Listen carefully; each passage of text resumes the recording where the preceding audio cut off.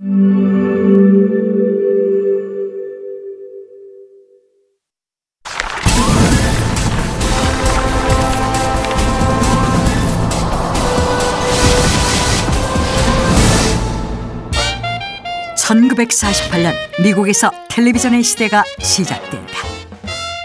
TV는 사람들의 생활 패턴을 완전히 바꿔놓으며 그들의 삶 속에 자연스럽게 파고들었다.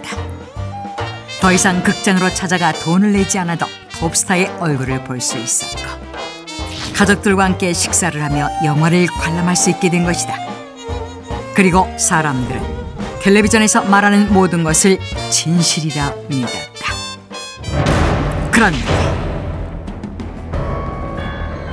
사람들의 믿음을 깨뜨리고 미국 전역의 사회적 반향을 불러일으키며 청문회까지 열린 최초의 TV 방송 조작 사건이 발생했다.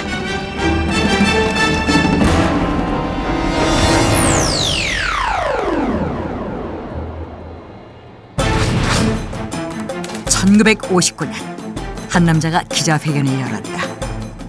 그런데 이 기자회견이 미국 사회를 발칵 뒤집어 놓을 줄은 아무도 예상하지 못했다. The 21 is rigged. I have been used from the beginning till the end. 기자회견을 자청한 남자의 이름은 허버트 스탠펠. 1950년대 중반 시청자들을 사로잡은 퀴즈쇼 21에서 6주 연속 우승을 차지하며 사람들에게 영웅으로 불려온 사람이었다. 그는 사람들에게 자신이 출연했던 21이 조작된 방송이라고 주장했는데,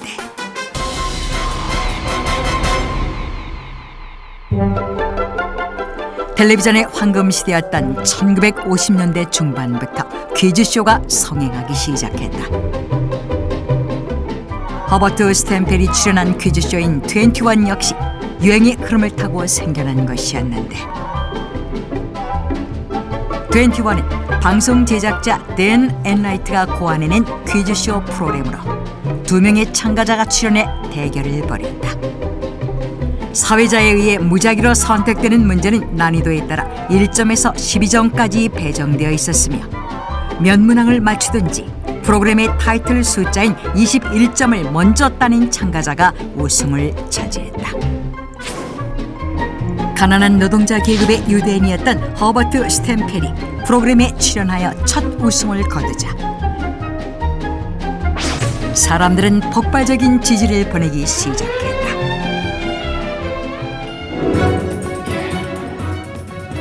Yes! Yes! Staple, you can do it. This is the way out of poverty. Yes! Oh, the prize money is $20,000? Oh my God! You're gonna be the richest man in the world. Maybe I should go for that. Oh, yeah. 스탠펠이 아메리칸 드림에 딱 맞는 본보기가 되어주었기 때문이다. 사람들은 스탠펠을 보며 평범한 사람도 부자가 될 수 있다는 희망을 품게 되었고, 이는 곧 시청률로 이어졌다. 스탠펠이 21에서 우승할수록 시청률은 상승했다. 스탠펠은 6주 연속으로 우승을 차지하며 챔피언의 자리에 올랐고, 그가 받은 상금은 무려 69,500달러에 달했다. 그런데 스탠펠은 자신이 6주 연속으로 우승을 차지하며 스타가 될 수 있었던 것은 21의 제작자 댄 엔라이트의 계획에서 비롯되었다고 주장했다.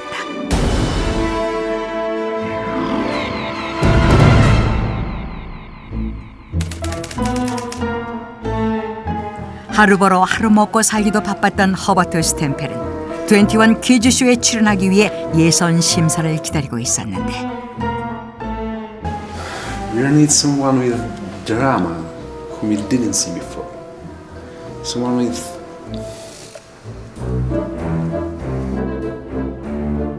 Do you have his application? Well, here it is.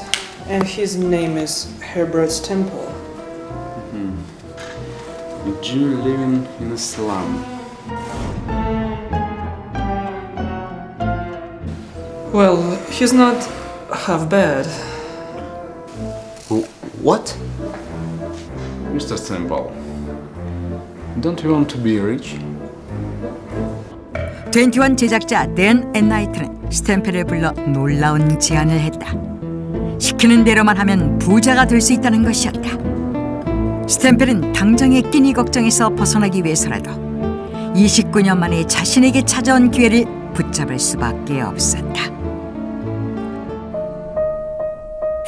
그 후로 스탬펠은 몇 주에 걸쳐 어수룩해 보이는 방송용 이미지를 만들기 위해 훈련받았고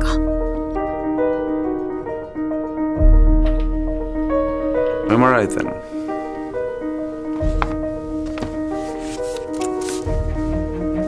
But these are... Yes. The questions and the answers for tomorrow's show. Memorize all of them now. I can do this myself. Just do as you're told. If you want to be rich. 앤나이트로부터 퀴즈쇼에서 풀게 될 문제와 답까지 미리 받았다. 그 결과 어수룩한 천재 이미지로 스타가 탄생하게 된 것이었다. 하지만 지속될 것 같던 그의 인기는 한계를 드러내기 시작했다. Do you want me to give wrong answers? The ratings are falling. It's about time you leave the show. Do you just want to leave me just like this? It's an order from the top. And your popularity won't last forever with the ratings falling. Then get me a show I can appear in.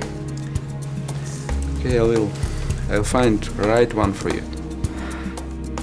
결국 앤나이트는 더 이상 시청률이 오르지 않는다는 이유로 스탬펠에게 퀴즈쇼에서의 하차를 지시했고 스탬펠은 새로운 프로그램을 소개받는다는 조건으로 제안을 받아들였다. What won the Academy Award for the Best Picture in 1955? On the waterfront? No, you're wrong. 결국 스탬펠은 오답을 말하며 다른 사람에게 챔피언 자리를 넘겨줬다. 21에서 하차하기는 했지만 인기는 여전할 것이라고 믿었던 스탬펠. 하지만 사람들은 이제야 암기 괴물이 아닌 잘생긴 지성인이 우승자가 되었다며 좋아했고 새로운 우승자인 찰스 반 도렌을 영웅으로 추앙했다. 그렇게 스탬펠은 순식간에 잊혀졌다. 허버트 스탬펠이 노동자 계급의 어두운 인상을 가진 유대인이었다면 찰스 반 도렌은 지적이면서 밝고 건강한 이미지를 가진 미국 청년이었고 아버지와 숙부가 퓰리처상을 수상한 작가로 미국 내에서 명성이 자자한 반 도렌 가문 출신이었다. 게다가 그는 컬럼비아 대학에서 영문학을 가르치는 젊은 교수였다. 반 도렌은 14주 연속 우승을 차지하며 상금으로 12만 9천 달러를 획득했고 타임지와 라이프지의 표지에 등장할 정도로 전 미국인들이 아는 유명인사가 되었는데 스탬펠은 찰스 반 도렌이 자신보다 더 많은 상금과 더 큰 인기를 얻을수록 열등감에 사로잡혔다. 게다가 새로운 프로그램을 찾아준다고 약속했던 제작자 앤나이트는 스탬펠의 전화를 피하며 만나주지 않았고 결국 The 21 is rigged. 스탬펠은 기자회견을 통해 21이 조작된 방송이었음을 폭로하게 된 것이었다. 스탬펠은 자신에게 이겨 새로운 챔피언이 된 찰스 반 도렌 역시 자신과 마찬가지로 문제와 답을 미리 받았을 것이라고 주장했다. 스탬펠 자신이 사전에 짜여진 대본대로 연기를 했듯 반 도렌 역시 다를 리 없다는 것이다. 하지만 21 제작사 측에서는 이를 완강히 부인하며 반 도렌이 엘리트 가문에 잘생긴 데다 더 많은 상금을 타게 되자 스탠펠이 질투에 눈이 멀어 터무니없는 주장을 하고 있다고 말했다. 결국 사건의 진상을 조사하기 위해 하원 입법관리위원회에서 조사관을 파견했고 1959년 10월 6일 청문회가 열렸다. 허버트 스탠펠은 첫 번째 증인으로 출석하여 모든 사실을 털어놨지만 21 제작사에서 스탠펠의 주장을 완강히 부인하면서 청문회는 미궁 속으로 빠지고 있었다. 그런데 스탠펠의 주장이 세상에 알려지면서 파장이 커지자 2주일간 모습을 감췄던 찰스 반 도렌이 자진해서 출두했다. I, Charles Van Doren, was given the questions and answers in advance from Dan Enright. 찰스 반 도렌은 엔라이트로부터 문제와 답, 방송에 필요한 연기 지도를 받았다고 털어놨다. 반 도렌의 고백으로 모든 사실이 명백히 밝혀지면서 이 사건은 종결되는 듯했다. 그러나 Yes, I gave the questions and the answers to Stemple and Van Doren. And I did the same for previous contestants. 엔라이트는 스탬펠과 반 도렌은 물론 그 이전의 참가자들에게도 답을 알려주었음을 시인했지만 자신의 잘못은 인정하지 않았다. So what? Did I do something wrong? 엔라이트는 사람들은 프로그램을 통해 재미와 감동을 얻었으며 광고주는 돈을 벌었고 참가자들은 상금을 받아 부자가 되었다. 또한 학생들이 참가자들처럼 되기 위해 스스로 공부하게 되는 교육적인 의미도 있었으니 결국 모두에게 좋은 일이었다는 것이다. 하지만 이 스캔들로 인해 미국 전역은 충격에 휩싸였다. 텔레비전은 진실을 말한다고 순수하게 믿었던 시대. 사람들은 자신들이 사랑했던 것들이 모두 만들어진 것이었다는 걸 알고 배신감에 휩싸여 그들을 비난했다. 이 일로 찰스 반 도렌은 두 번 다시 강단에 서지 못했고 허버트 스탬펠은 뉴욕시 운송부에서 일하며 빈민가에 살았다. 하지만 정작 그들을 이용해 조작 방송을 내보냈던 방송 관계자들은 당시 방송 조작과 관련된 법이 없다는 이유로 아무런 대가도 치르지 않았다. 1950년대 미국 전역의 사회적 반향을 불러일으킨 퀴즈쇼 스캔들. 시청률에 눈이 멀어 시청자들을 속였던 21은 텔레비전에 대한 사람들의 신뢰를 무참히 깨뜨리는 결과를 낳으며 오늘날 최초의 방송 조작 사건으로 남아있다.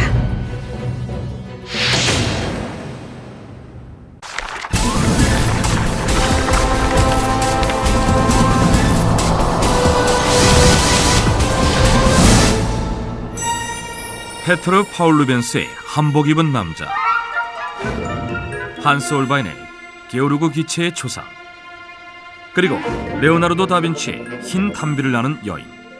이 그림들은 공통점이 있다. 바로 초상화라는 점과 초상화 모델의 정보를 그림 속의 상징으로 그려놓았다는 점이다. 한복 입은 남자는 한복을 입은 남자의 왼쪽 여백에 범선을 그려넣어 그가 아주 먼 나라에서 배를 타고 온 이방인이라는 것을 알렸고, 게오르그 기체의 초상화에는 탁자 위에 가위를 그려넣어 그가 상인이라는 것을 암시했다. 그리고 여인의 초상화에서는 화가가 흰 담비를 그려넣었는데 이것은 여인의 순결을 상징하는 것이다. 그런데 전문가들도 그림 속 상징을 풀지 못한 한 점의 그림이 있었다. 그것은 바로 한 쌍의 남녀를 그린 아르놀피니 부부의 초상이다.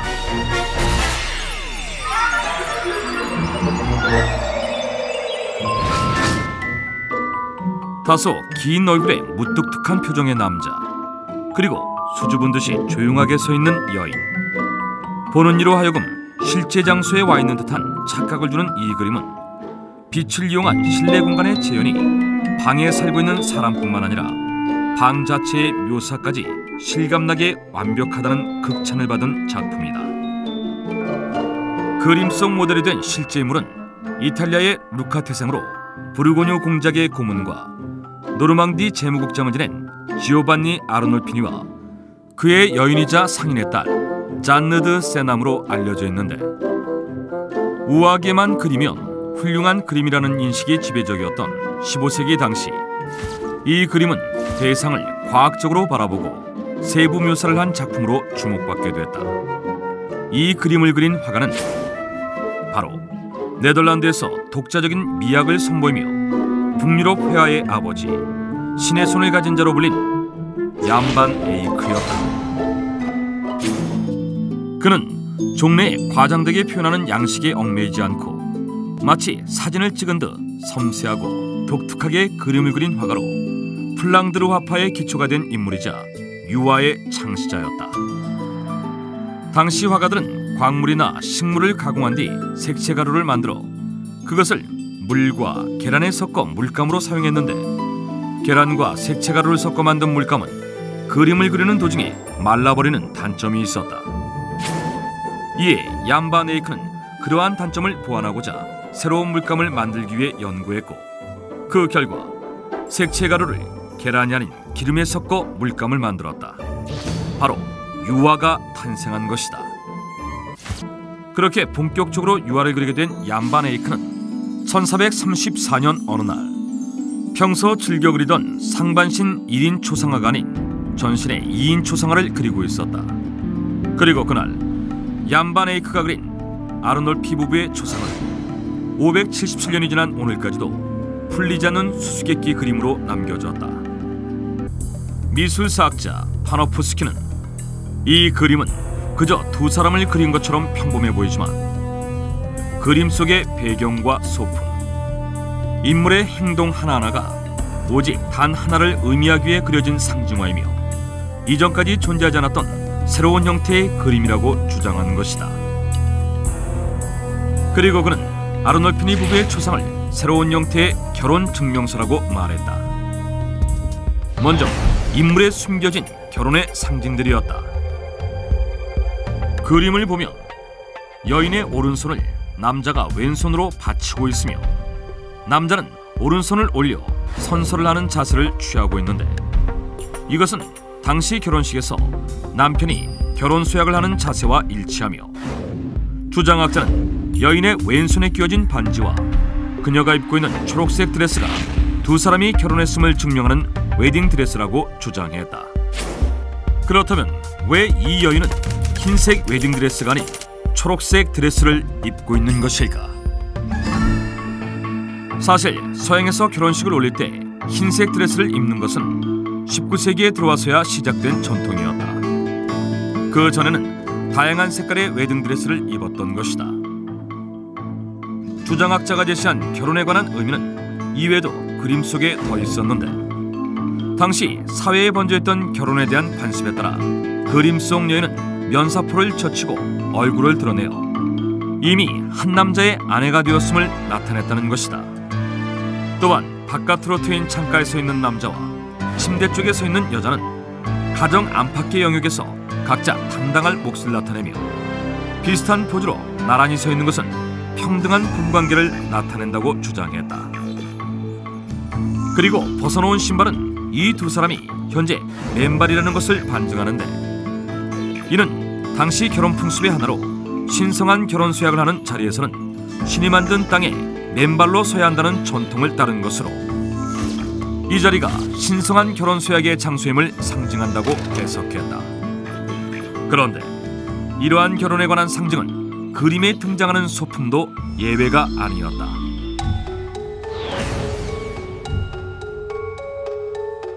햇살을 받아 반짝거리는 금속의 샹들리에, 창가에서 햇빛이 충분히 들어오고 있음에도 불구하고 많은 촛대 중 유독 하나의 촛대에만 촛불이 켜져 있는 것을 볼 수 있는데, 이것은 바로 당시 결혼 풍습 때문이라고 한다.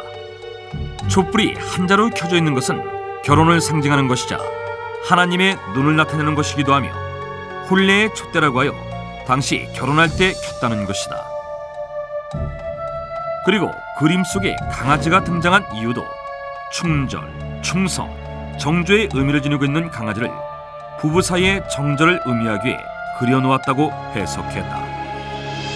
그런데 학자들이 이 그림에서 가장 흥미롭게 보는 것은 따로 있었다.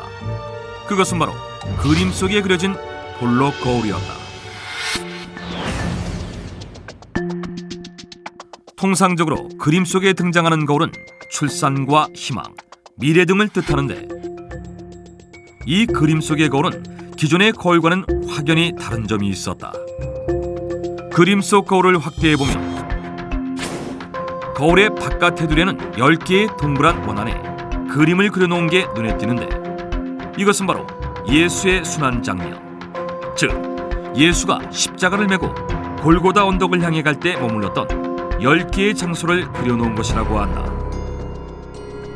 이에 분석학자들은 예수의 순환 장면은 결혼 생활 중 일어날 갖가지 고난을 상징하며 거울에 영혼을 다스리는 의미의 묵주와 청결함을 뜻하는 빗자루를 걸어놓음으로써 기도와 노동으로 경건하고 청결하게 결혼 생활을 꾸려나가라는 의미라고 주장했다. 그리고 또 하나, 확대해본 볼록 거울 속에는 두 사람이 문 밖에 서 있는 모습이 포착됐는데 이는 그림을 제작할 당시 이 방에는 그림의 모델이 된 두 사람만이 있던 게 아니라 푸른 옷을 입은 사람과 붉은 옷을 입은 사람, 두 사람이 더 있었던 걸 의미한다고 주장한다. 학자들은 이 중 한 명이 바로 그림을 그린 얀반 에이크이며 또 다른 사람은 그의 조수이거나 결혼을 집행한 성직자라고 추측했는데 그 이유는 바로 거울 위쪽에 적혀있는 문구 때문이었다.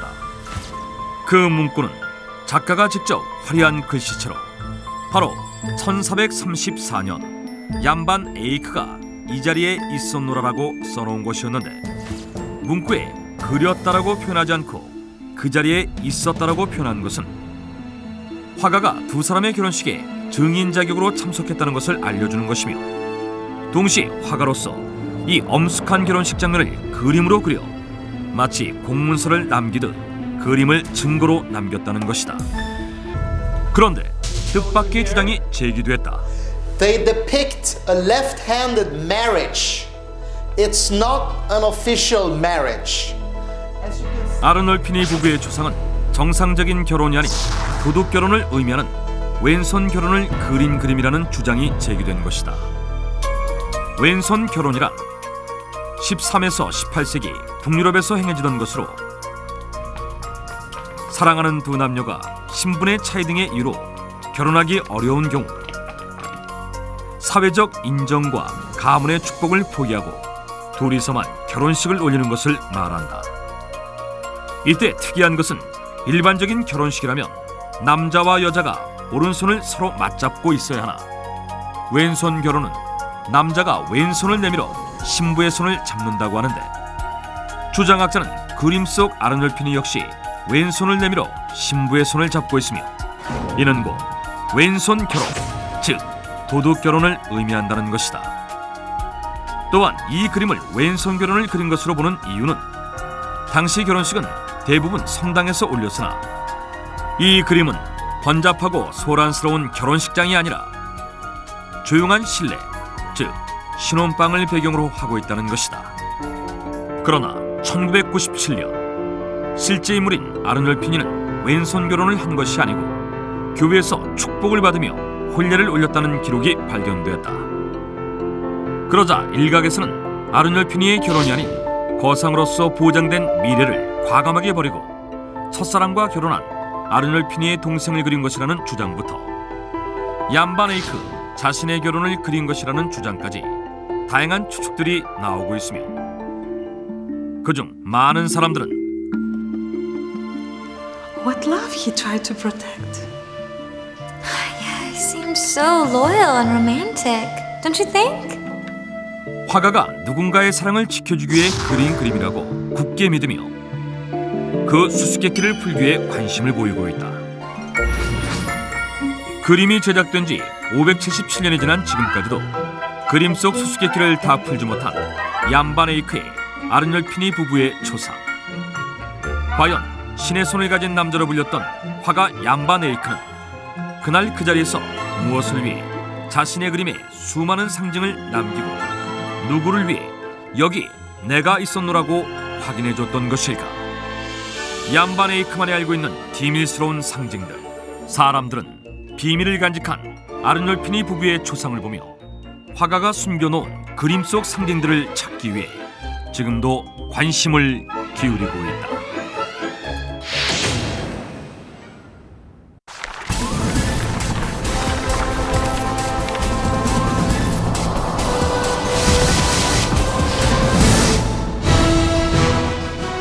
세계의 영웅 나폴레옹. 그는 유럽 전역을 점령하며 위대한 통치자로 군림했다. 하지만 러시아 원정 패배 이후 몰락의 길을 걷게 되는데, 천하를 손에 넣었던 나폴레옹이 모든 권력을 잃고 유배지에서 초라한 최후를 맞이했던 것은 한 여자 때문이었다.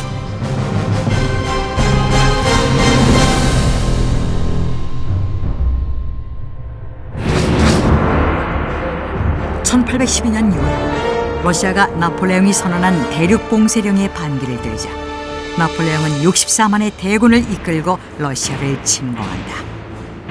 대륙 봉쇄령은 유럽 여러 나라와 영국 간의 무역을 금지해 영국에 타격을 입히려는 나폴레옹의 시도였다. 대륙 봉쇄가 효과적으로 이루어지기 위해선 무엇보다 러시아의 협력이 필요했다. 당시 영국은 러시아로부터 대부분의 목재를 수입해 쓰고 있었는데, 목재는 배를 만들거나 집을 짓는 데 반드시 필요한 원자재였다. 만약 러시아에서 목재를 공급하지 못할 경우 영국은 큰 타격을 입을 게 불보듯 뻔한 일이었기 때문이다. 하지만 귀족과 상인들의 극심한 반대에 부딪힌 러시아는 나폴레옹의 대륙 봉쇄령의 반기를 들고 영국과의 무역을 재개하는데, 이에 격분한 나폴레옹은 대군을 이끌고 러시아 원정길에 올랐던 것이다. 하지만 당시 프랑스 국민들과 귀족들은 이 전쟁을 반대했다. 나폴레옹이 아무리 훌륭한 전술을 펼쳐도 산세가 험하고 겨울이 되면 기온이 영하 40도까지 떨어지는 러시아에서의 전쟁이 쉽지 않을 것이라는 이유에서였다. 하지만 나폴레옹은 그들의 말을 듣지 않았다. Je pars à Moscou aujourd'hui. 1 ou 2 batailles seront suffisants pour le régler soleil. Et le tsar russe sera sur son genou et priant pour le pardon. 나폴레옹은 러시아와의 전쟁에서 승리를 확신했는데, 그가 승리를 확신할 수 있었던 것은 바로 오스만 제국 때문이었다. 당시 서쪽의 모로코부터 동쪽의 아제르바이잔, 북쪽의 우크라이나, 남쪽의 예멘까지 광대한 영역을 지배했던 오스만 제국. 오스만 제국은 1806년 당시 오스만 제국의 영토였던 흑해 연안의 몰도바와 왈라키아에 진주한 러시아를 상대로 6년 동안 긴 전쟁을 치르고 있었다. 이에 나폴레옹은 긴 전쟁으로 전력이 약해진 러시아를 쉽게 무너뜨릴 수 있을 것이라고 생각했던 것이다. 그런데 Nous avons de mauvaises nouvelles. L'Empire ottoman a déclaré un travel avec la Russe. Quoi?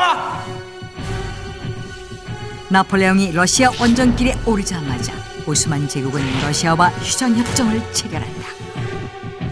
예상치 못한 휴전협정에 나폴레옹은 당황할 수밖에 없었는데, 반면 러시아는 오스만 제국과의 휴전협정으로 나폴레옹의 침공에 적극적으로 대응할 수 있게 된다. 결국 참패하는 나폴레옹. 64만 명의 대군 중 62만 명이 사망하는 참혹한 결과 속에 나폴레옹은 그동안 쌓아올린 정치적 기반과 지지 세력을 모두 잃게 되면서 황제 자리에서 쫓겨나 엘바 섬으로 유배당했다. Pourquoi? Pourquoi? Pourquoi? 나폴레옹은 러시아 원정 실패의 단초를 제공한 오스만 제국에 분노했다. 하지만 갑작스럽게 러시아와의 휴전을 선언한 오스만 제국의 속내를 알지 못해 답답했는데, 사실 오스만 제국의 휴전 선언에 오스만 제국의 황제인 마흐무트의 어머니 에메디비크가 있었다. 에메디비크는 나폴레옹의 아내인 조세핀의 사촌언니로 나폴레옹의 처형이었다. 그렇다면 에메디비크는 대체 왜 동생의 남편인 나폴레옹을 위기로 내몰았던 것일까? 1763년 카리브해의 프랑스 영토인 마르티니크 섬에서 태어난 에메디비크는 일찍이 부모를 잃고 숙부에게 맡겨져 사촌 동생인 조세핀과 함께 자랐다. S'il te plaît, ne t'en vas pas, mère. Ne pleure pas, Joséphine. Nous nous reverrons. 하지만 에메디비크가 북프랑스 낭트의 수도원에 입사하면서 두 사람은 이별을 맞이하게 된다. Bien que nous voir ou nous toucher, nous sommes toujours ensemble. Laissez-moi pas. Mais vous serez de ta retour exact. 안타깝게도 두 사람의 약속은 지켜지지 못했다. 에메디비크를 싣고 낭트 수도원을 향해 가던 배가 비스케이만에서 해적선의 습격을 받았던 것이다. 해적에게 납치된 그녀는 해적들에 의해 오스만 제국의 수도 콘스탄티노플에 위치한 황제의 하렘으로 팔려가게 된다. 황제의 하렘은 황제의 후궁들이 사는 금남의 구역이었는데 하렘에 들어온 여자들은 대부분이 유괴되거나 팔려온 여자들로 황제에게 선택받기 전까진 하렘 밖을 나갈 수 없었다. 하지만 에메디비크는 당시 황제였던 압둘 하미트 1세에게 선택을 받게 되면서 아들을 출산했다. 그리고 그가 낳은 마흐무트 2세가 1808년 오스만 제국의 30대 황제가 되면서 에메디비크는 황제의 어머니로 이약 인생 역전을 하게 된다. 어린 시절을 함께 보낸 사촌자매 조세핀과 에메디비크. 한 명은 프랑스 최고 권력자의 아내로, 또 다른 한 명은 오스만 제국 황제의 어머니로 절대 권력을 휘두르게 되었던 것이다. 이후 두 사람은 자신의 권력을 이용해 서로를 도왔다. 특히 조세핀은 에메디비크가 위급할 때마다 앞장서서 그녀를 도왔는데 에메디비크의 아들 마흐무트 2세가 막 즉위했을 무렵 오스만 제국의 최정예 부대 예니체리가 반란을 일으켰다. 이에 마흐무트 2세는 황제 자리를 위협받게 되는데 상황이 위급해지자 에메디비크는 조세핀에게 도움을 요청한다. 에메의 연락을 받은 조세핀은 남편 나폴레옹을 설득했다. Vous devez sauver Amy. Elle est comme une sous bout de moi. Je ne peux comment. 조세핀의 부탁이라면 죽는 신용까지 했던 나폴레옹은 즉각 기마대를 파견해 오스만 제국에 보냈고 프랑스에서 파견된 군대의 도움으로 에메디비크는 아들의 황제 자리를 지킬 수 있었다. 이후 프랑스와 오스만 제국의 동맹 관계는 조세핀과 에메디비크의 우애만큼이나 돈독해졌다. 오스만 제국은 프랑스에서 들어오는 수입품에 대해 관세를 철폐했고 프랑스는 오스만 제국이 신식 무기를 도입하고 유럽식 군사훈련을 받을 수 있도록 도와줬다.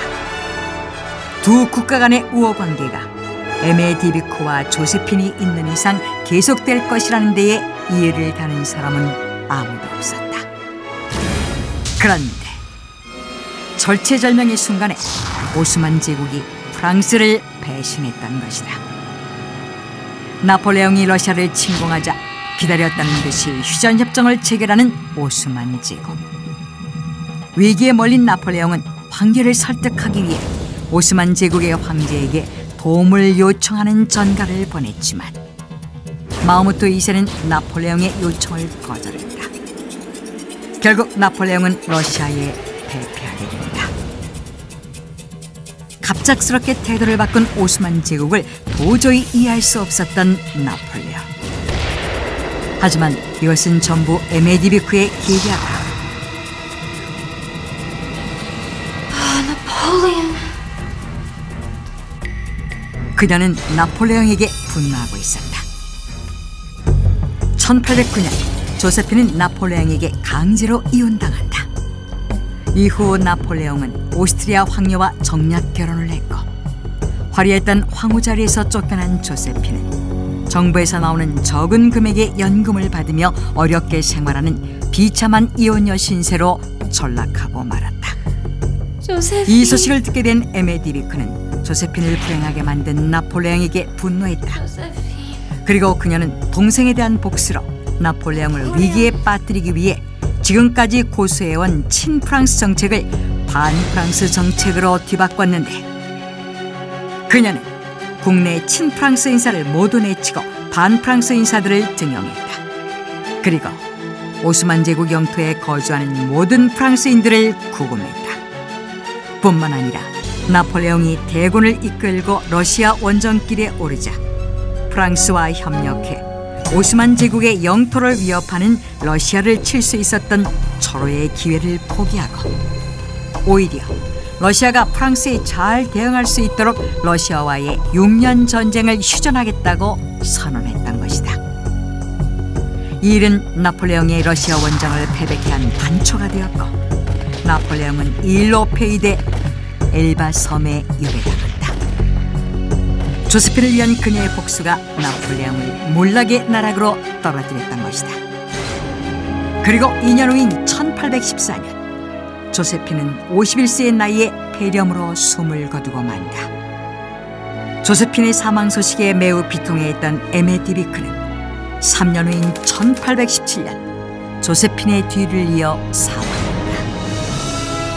드라마틱한 인생을 살며 오스만 제국의 태우가 된 에메디비크. 그녀는 어린 시절을 함께 보냈던 사촌 조세핀을 불행하게 만든 나폴레옹에 대한 복수를 지으며 나폴레옹을 파멸에 이르게 한 장본인이었다.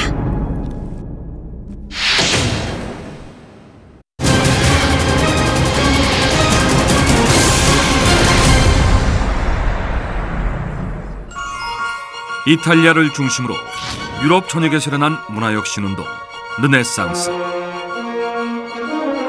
예술이 꽃을 피운 시기라는 말에 걸맞게 유명 화가들의 걸작들이 쏟아져 나왔다. 그리고 르네상스의 중심 도시 피렌체. 많은 예술가들이 작품을 남긴 이곳에서 세기를 대표하는 두 거장의 운명적인 만남이 이루어졌는데, 그들은 바로 레오나르도 다빈치와 미켈란젤로였다.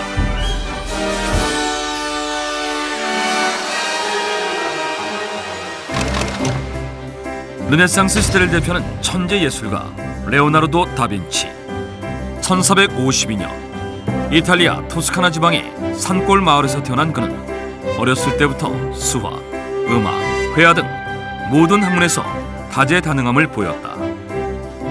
14살이 되던 해 피렌체의 공방에서 미술을 시작한 다빈치는 이후 밀라노에서 암굴의 성모, 최후의 만찬 등의 작품을 내놓으며 예술가로서 최고의 경지에 올랐다. 또한 조각, 건축, 해부학 등 다양한 분야에서 천재성을 발휘한 그는 르네상스를 대표하는 인물이 됐는데, 그러던 1500년 레오나르도 다빈치는 피렌체로 돌아오게 된다. 거장 레오나르도 다빈치의 등장에 피렌체 사람들은 몹시 열광했다. 그가 피렌체에서 수많은 걸작들을 남겨줄 것을 기대했기 때문이다.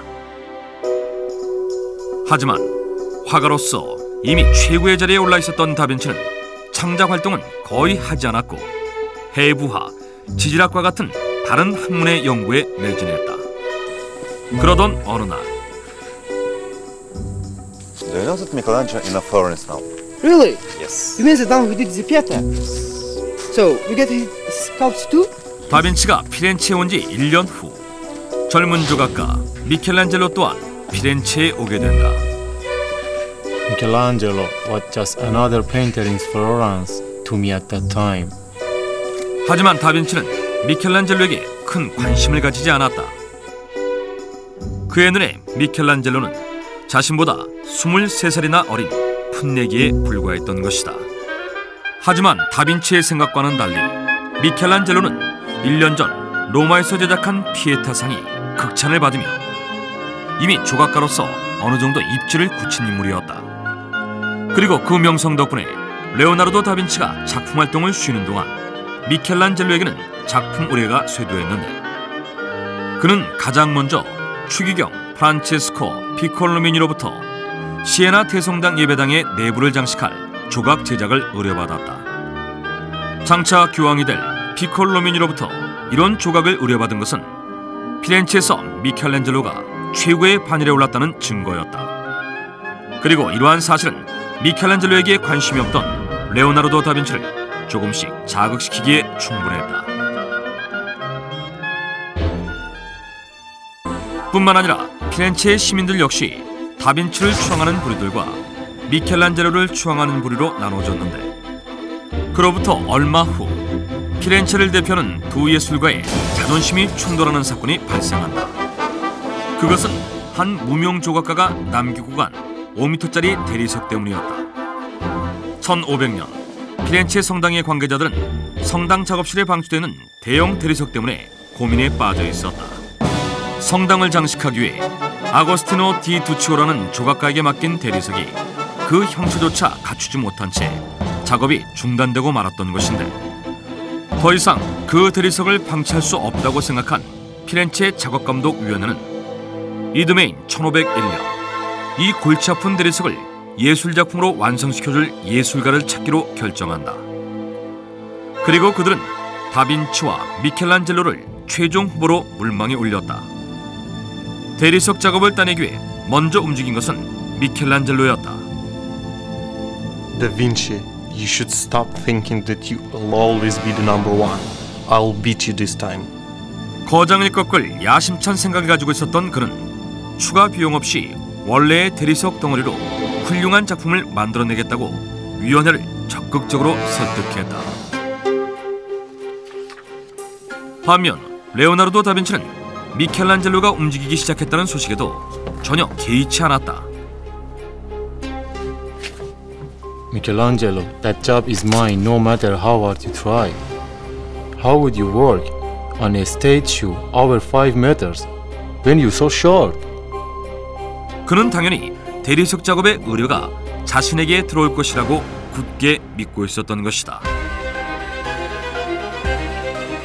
하지만 놀랍게도 위원회가 대리석 조각 제작을 의뢰한 쪽은 레오나르도 다빈치가 아닌 미켈란젤로였다. 그리고 2년 후인 1503년 미켈란젤로는 평범한 대리석 덩어리를 무려 5.49m에 달하는 완벽한 다비드 조각으로 만들어냈다. 엄청난 크기의 다비드 조각이 완성되자 피렌체 성당 관계자들은 이 훌륭한 조각을 성당이 아닌 보다 넓고 의미 있는 장소에 설치해야겠다고 생각했다. 그리고 곧 이 조각상의 설치 장소를 결정하는 피렌체 예술가 위원회 회의가 열리게 됐는데 피렌체 예술가 위원회는 당시의 저명한 화가들인 보티첼리, 페루지노, 필리피노 그리고 레오나르도 다빈치가 포함되어 있었다. 미켈란젤로는 다비드상을 시뇨리아 광장의 중앙에 세우자고 제안했다. 그리고 회의에 참석한 대부분의 위원들 역시 다비드상은 충분히 그럴 만한 가치가 있다며 미켈란젤로의 의견에 동의했는데 하지만 단 한 사람, 레오나르도 다빈치의 생각은 달랐다. No. What if street gets damaged when you install it at the center of the square? It's made of marble and vulnerable to wind and rain. It should be installed in Loggia del Lenzi in Signoria Square. 다빈치의 발언을 들은 미켈란젤로는 몹시 기분이 언짢을 수밖에 없었다. 다빈치가 말한 장소인 로기아 데의 란치는 잘 보이지 않는 시뇨리아 광장의 한쪽 구석이었기 때문이다. 즉, 레오나르도 다빈치는 비바람을 피할 수 있다는 허울 좋은 핑계로 다비드상이 한쪽 구석에 설치되도록 주장했던 것이다. 그리고 결국 위원회는 다빈치의 의견에 따라 다비드상을 로기아 데의 란치에 세우기로 결정했다. That sly old man. 미켈란젤로는 자신이 몇 년에 걸쳐 제작한 조각상을 자신이 원하는 장소에 세울 수 없다는 사실과 장소 결정 회의에서 보여준 다빈치 행동을 생각하며 분개했는데 후에 대평의회의 결정에 따라 다비드상은 미켈란젤로의 뜻대로 시뇨리아 광장 중앙에 설치되긴 했지만 미켈란젤로와 다빈치의 악화된 관계를 되돌릴 수는 없었다. 미켈란젤로와의 라이벌 의식은 작품 활동을 쉬고 있었던 다빈치로 하여금 그림을 다시 그리게 만들었고 바로 그 시기에 탄생한 그림이 놀랍게도 전 세계인의 사랑을 받는 최고의 명작 모나리자였다.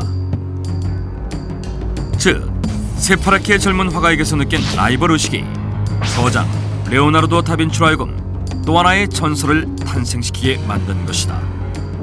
그리고 무너진 자존심을 회복하기 위해 노력하고 있었던 다빈치에게 마침내 절호의 기회가 찾아온다. 1504년 피렌체 최고 행정회의 수장인 피에로 소데리니로부터 피렌체 정부 대회장의 벽화를 의뢰받게 된 것이다.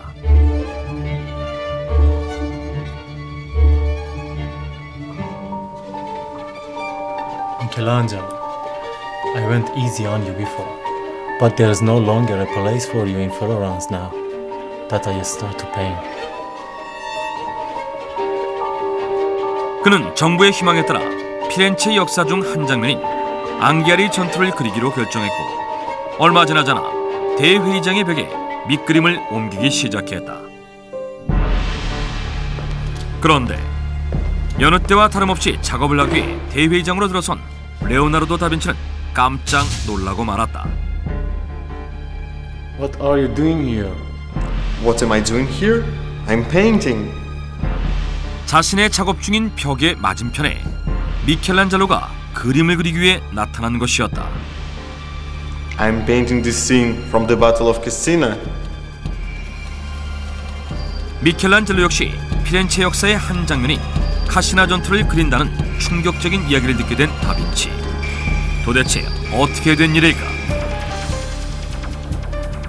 당시 메디치 가문의 독재를 몰아내고 일시적으로 공화제를 회복시킨 피렌체 정부는 자신들의 대회의실이 베네치아의 것보다 더 유명해지기를 바랐고 당대 최고의 화가인 미켈란젤로와 레오나르도 다빈치에게 동시에 벽화 제작을 맡기기로 했던 것이다. 그렇게 같은 공간에서 비슷한 소재로 벽화를 그리게 된 두 사람의 자존심 싸움이 시작됐다.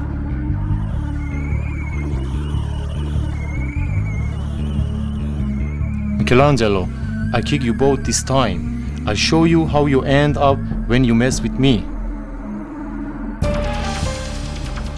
Old man, why don't you prepare to step down for the next king? 그렇게 두 사람은 서로를 이기기 위해 그 어느 때보다도 열심히 작업에 매진했다.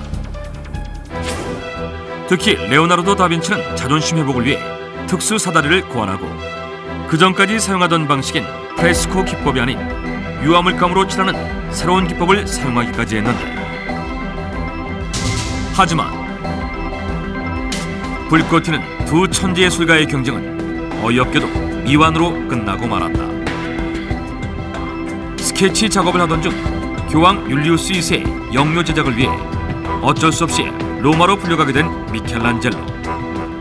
그리고 얼마 지나지 않아 레오나르도 다빈치 또한 프랑스 국왕의 초청을 받고 피렌체를 떠나게 된 것이었다. 그렇게 서로를 이기기 위해 갖은 노력을 했던 두 사람은 제대로 된 승부도 내지 못한 채 각자의 길을 걷게 됐고 더 이상의 대결 역시 이루어지지 않았다. 하지만 두 사람의 마음속에는 항상 서로를 향한 경쟁심이 들끓고 있었고 그 마음은 그들로 하여금 수많은 걸작을 배출하게 만들었다. 최고의 자리에 오른 그들을 그보다 한 단계 높은 자리로 오르게 한 것. 그것은 자기 자신을 더욱 채찍질하게 만드는 라이벌의 존재였다. You should consider yourself lucky that the paintings are not finished. You'll never be a match for me.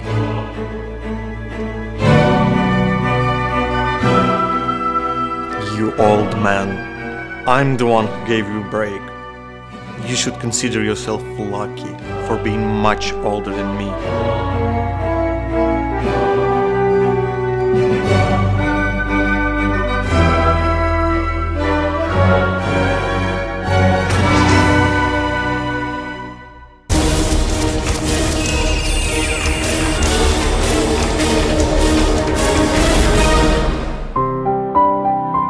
축구를 좋아하던 아이들. 그런데 아이들이 사는 곳은 바다 한가운데 떠있는 작은 수산마을. 축구를 할 만한 공간이 없었던 마을 사람들은 고민에 빠졌는데요. 결국 나무 판자를 모아서 만든 바다 위 축구장. 이 실제 이야기는 광고로 만들어져 많은 사람들에게 감동을 주었습니다. 그런데 최근 또 한편의 실화가 사람들의 마음을 뜨겁게 만들고 있는데요. 그 주인공은 바로 타이완에 사는 할아버지들입니다.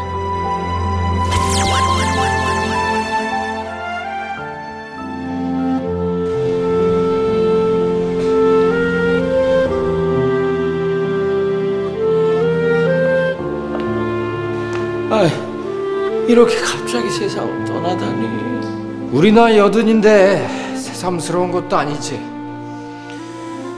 벌써 나이가 그렇게 된 건가? 한 친구의 갑작스러운 죽음. 장례식장에 온 5명의 할아버지들은 슬픈 마음을 감출 수 없었는데요. 에휴, 옛날이 좋았지. 그때는 참 장난도 많이 쳤었는데 말이야.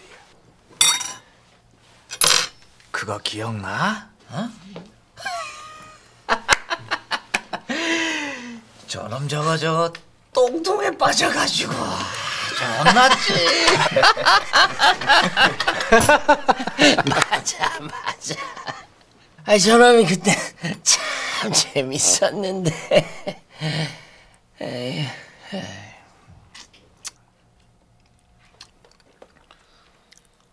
아, 왜 웃다가 울어? 젊었을 때는 그래도 이놈이 제일 발발거리고 잘 놀았는데 지금은 이놈이 제일 먼저 가는 길을 먹어가지고 뭐가 어쨌다고? 안 들려! 들려!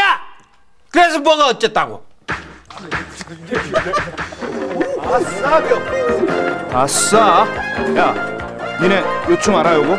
요게 요즘 제일 잘 나가는 거야. 야, 그게 언제적 춤이니? 어? 이 정도는 저줘야. 저 웃기지 마. 어? 요즘 대세는 이거거든, 이거. 어? 이거. 어? 요거. 그래? 그럼 우리 내기 한번 할까? 쟤네들 누가 먼저 꼬시?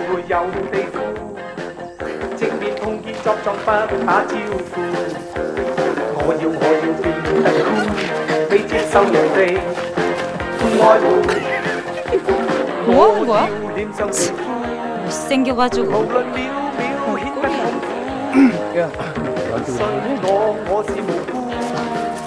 여기서 뭐 하고 있었네? 오빠 기다리고 있었네. 자, 뮤직 큐!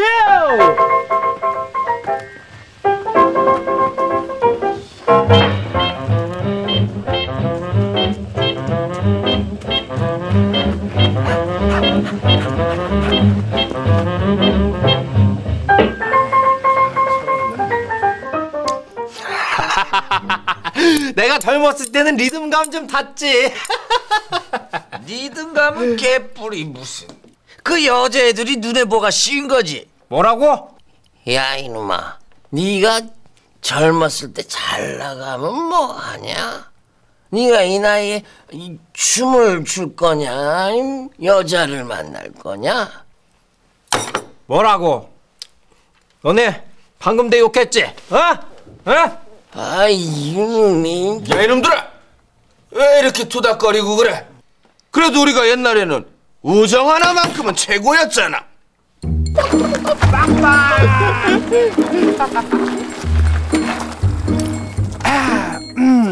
야, 너 오토바이 어디서 났어? 어떠냐? 멋있냐? 좋은데 네 거야? 당연히 내 거. 아니지. 사실은 저쪽에 누가 세워놓은 거 그냥 잠깐 타보는 거야. 야, 들키면 어떡하려고 그래? 뭐 잠깐인데 어때? 야, 이거 진짜 좋아. 니네 나 타볼래? 위험하다. 그러지 말고 우리 서로 돌아가면서 한 바퀴씩 타보자. 서로 망봐주면 되잖아. 그러다 주인 오면? 주인 오면? 주인 오면?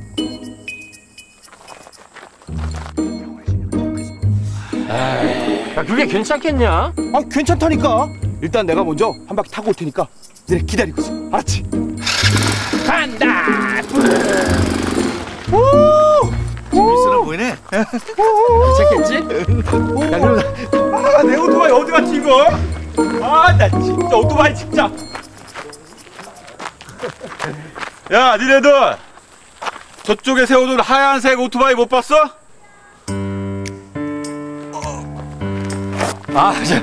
그게요. 얘가 갑자기 쓰러지는 바람에 급하게 병원에 연락을 하려고 잠깐 타고 갔거든요. 금방 올 거예요. 병원? 아이고 배야. 야, 괜찮아. 정신 차려. 괜찮아. 엄마 배 아파. 저기 오네요. 야, 이거 진짜 재밌어. 리더 빨리 타봐. 야, 이놈들이 내 오토바이 훔치려고 그랬지. 야, 이리 와. 아니, 아저씨. 아니고.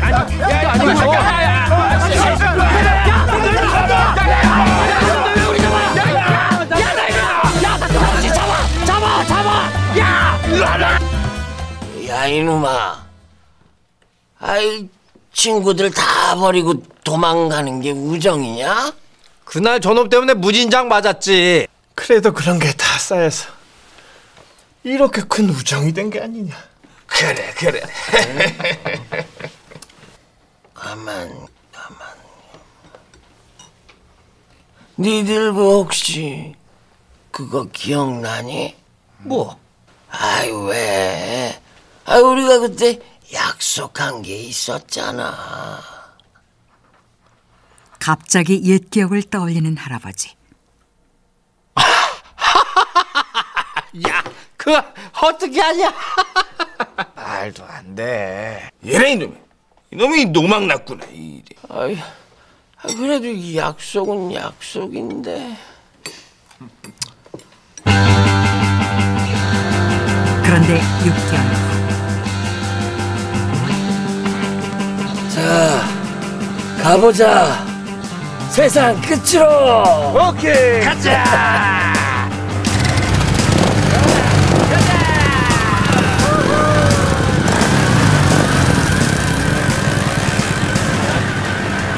놀랍게도 오토바이로 전국 일주에 나선 5명의 할아버지. 대체 어떻게 된 일일까요?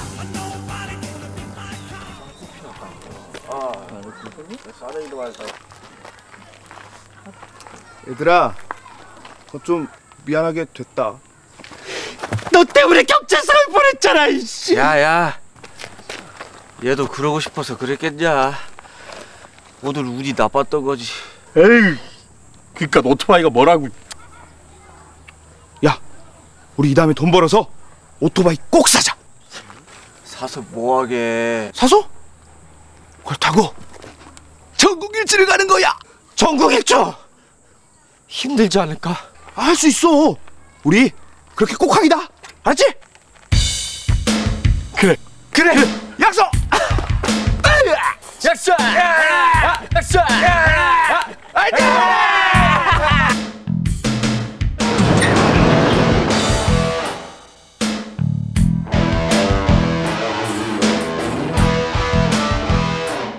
어렸을 적 다 함께 오토바이를 타고 전국을 여행하기로 약속했던 할아버지들. 그들은 친구와의 약속을 지키기 위해 모험에 나서기로 한 것이었습니다. 바로 오토바이로 전국 일주를 하는 것이었죠. 그러나 현실은 만만치 않았습니다. 기도 얻으시면서 오토바이로 여행을 하신다고요? 아유, 그게 아니라 오토바이 타고 여행을 한다고 왜 이렇게 말귀를 못 알아듣니? 걱정 마라. 나는 잘하니까. 그러다가 사고라도 당하면요. 아버지는 자식 생각은 안 하세요? 아유, 나는 꼭 가야 되는데. 가족들의 반대. 게다가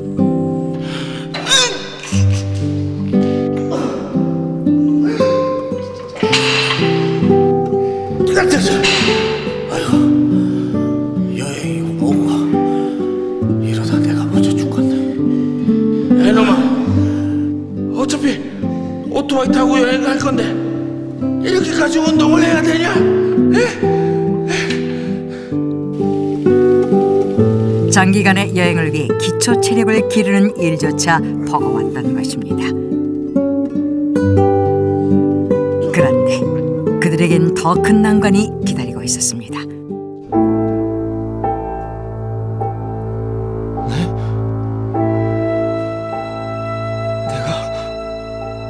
암이라고요? 마음의 준비를 하셔야 할 것 같습니다.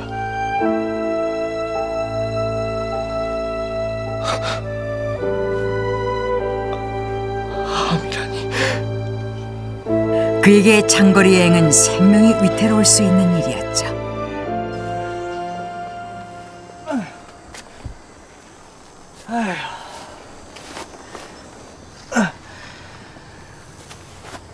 그 녀석 아무래도 우리랑 같이 가기 힘들겠지. 친구 하나 더 보내기 싫으면 여기서 그만둬야지. 병문안이나 가자. 그래도 우리 넷이라도 가야 하지 않을까? 글쎄. 모두 함께 오토바이를 타자는 약속은 이루어질 수 없는 꿈인 듯 했는데요.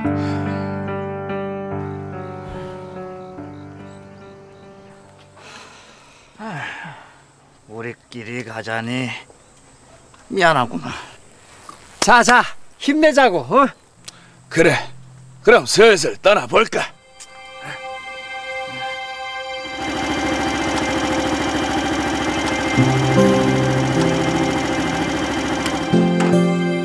네 이놈들, 나 빼고 니들끼리 어디 가냐 이놈들아. 어떻게 된 거야? 너 괜찮아?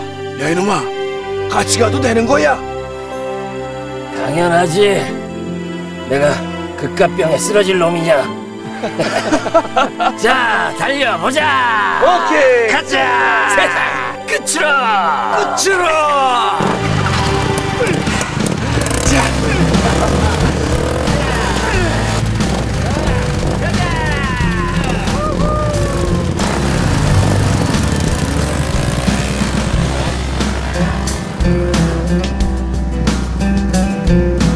마침내 오토바이로 전국을 여행하자던 오랜 약속을 지킨 할아버지. 그들의 실제 이야기는 후에 광고로 만들어져 큰 감동을 자아냈는데요. 평균 나이 81세, 무려 6개월에 걸쳐 준비한 후 13일 동안 타이완을 달린 5명의 할아버지들. 밤낮 가리지 않고 1139km를 달린 그들은 평범한 사람들이 이뤄낸 놀라운 꿈 그 자체였습니다. 야, 잡아! 야, 진짜 절묘하게 가자. 절묘하게. 달려보자. 오케이. 세상 끝까지. 끝까지.